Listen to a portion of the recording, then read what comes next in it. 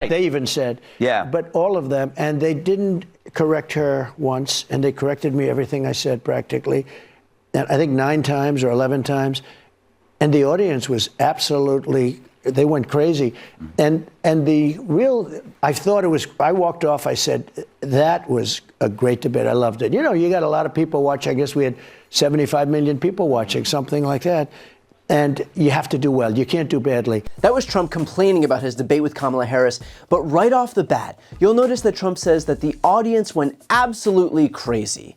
There was no audience. The debate was in a room that included the moderators and the 2 candidates. So in terms of the audience going crazy, perhaps it's time for another test to see if Donald Trump can identify camels and giraffes. Trump then went on to complain that the moderators fact-checked practically everything he said and hardly fact-checked her.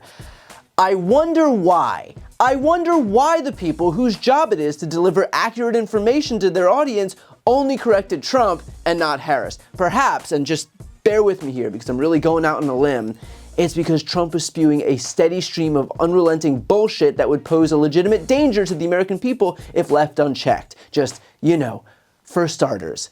I mean, the fact that Trump views the number of fact checks in a vacuum without acknowledging why he was fact checked so many more times is a testament to the delusion that is rotting this guy's brain. That's like whining that he was impeached more than Joe Biden. Yeah, dude, when you commit more high crimes and misdemeanors, you get impeached more. When you lie like you're allergic to the truth, you're gonna get fact-checked more. That's called cause and effect, a concept that might have escaped someone who is wholly unfamiliar with the very concept of accountability. But the part that really got me was Trump admitting that you have to do well because the audience was 75 million people. And that does really betray the fact that deep down, Trump knows how badly he screwed up. He understands that this debate was the last opportunity for him to make his case to the American people. And by the way, that is why he was trying so hard to rewrite history right now, because he does know how damaging his performance is. But the sad reality for Trump is that no matter how much he whines and complains about the moderators, no matter how much he stomps his feet about the fact checks, and certainly no matter how many times he tries to delude himself or his audience into thinking that he performed well on that stage, nothing's gonna erase this. They're eating the dogs, the people that came in. They're eating the cats. They're eating the pets of the people that live there. And this is what's happening in our country, and it's a shame. She went out in Minnesota and wanted to let criminals that killed people, that burned down Minneapolis, she went out and raised money to get them out of jail. She did things that nobody would ever think of. Now she wants to do transgender operations on illegal aliens that are in prison. This is a radical left liberal that would do this. She doesn't have a plan. She copied Biden's plan, and it's like 4 sentences, like run, spot, run. 4 sentences that are just, oh, we'll try and lower taxes. She doesn't have a plan. Take a look at her plan. She doesn't have a plan. And what we will do is we're looking at different plans. If we can come up with a plan that's going to cost our people, our population, less money and be better health care than Obamacare, then I would absolutely do it. But until then, I'd run it as good as it can be run. So just a yes or no, you still do not have a plan? I have concepts of a plan. I'm not president right now. The fact is that in this media environment, there just aren't that many opportunities for candidates to reach the sheer amount of people that they used to be able to reach. But 75 million people watching one debate is monumental. Those kinds of audiences are next to impossible to replicate, and Trump squandered not only his one opportunity, but his last opportunity to make a positive impression on the American people, to offer something, to lay out his vision for the future, to lower costs and add jobs and bolster the economy, but he did none of that because he is a tiny man whose sole focus is helping himself. He has no plan for the economy, no plan to add jobs, no plan to lower costs. He doesn't care about those things. The guy is running for office to stay out of prison. In fact, in the rare instance where he does have the opportunity to lay out some policy proposals, any policy proposals, here's the word salad that he offers up instead. This is what happened when he was asked about crypto. Why is it so important for America to lead in cryptocurrency adoption and innovation?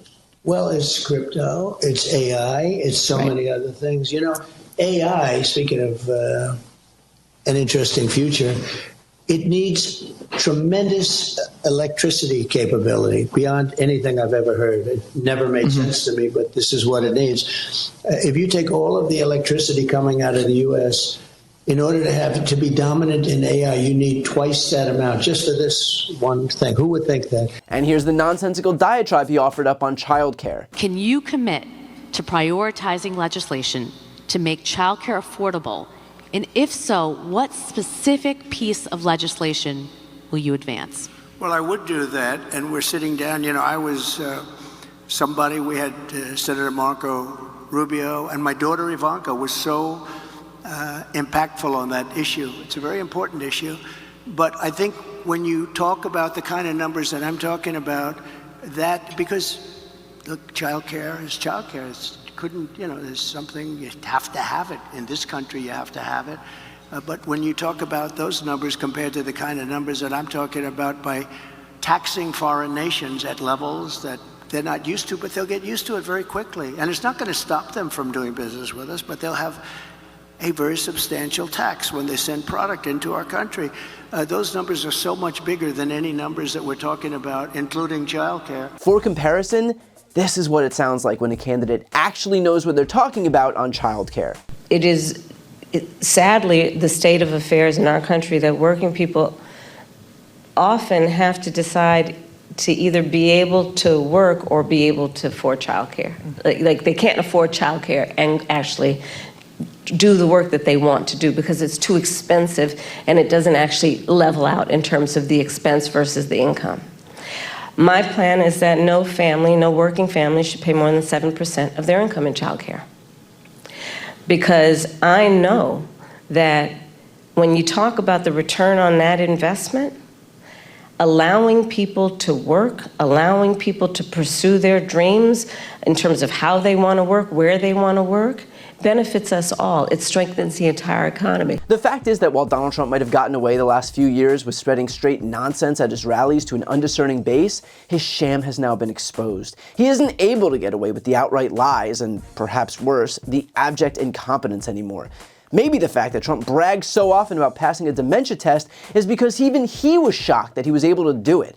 But given the guy's mental state today, it'd be nothing short of a miracle if he could do it again. Before you go, just a quick note, if you'd like to see more of my content, which is always free of advertising, sponsorships, and paywalls, please make sure to subscribe to this channel using the subscribe button right here on the screen. And if you'd like to support my work even further, you can grab a copy of my instant #1 New York Times selling book, Shameless, available for sale right now. That link is also on the screen. Thanks so much for watching.